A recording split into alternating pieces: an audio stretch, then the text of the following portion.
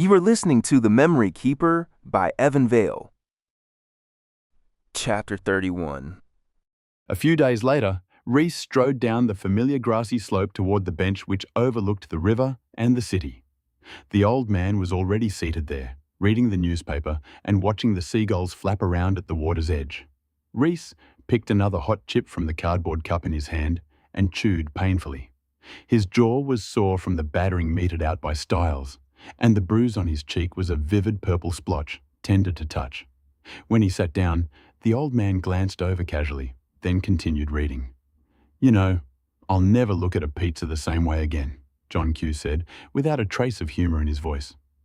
Reece tossed a chip toward the birds and watched them scramble for it. "Tell me about it," he agreed. John Q looked at Reece's dented profile and asked, "That's a nasty bruise on your face. Did you fall down some stairs?" "Something like that," Reece muttered. The old coot chuckled. "The police still haven't worked out what really happened, but they know Styles and Roan were working together," he said. "The newspaper article says the pair had an argument which ended in the death of one of them. No mention of a mysterious third man, though." John Q paused. "I'm sorry about Roan. I know you want to bring them all in alive." Reece nodded, chewing slowly, absently watching the water shimmer in the afternoon sun like a river of soul memories. "Roan said something to me just before he jumped," he remarked. "He said, if they built the program before, they can build it again. You'd tell me if the government was building another one, wouldn't you, John?" The old man's eyes searched the profile of Reece's face. "Of course," he replied. Reece withdrew a folded piece of paper from his shirt pocket. "Before I left, I picked up Roan's soul memory.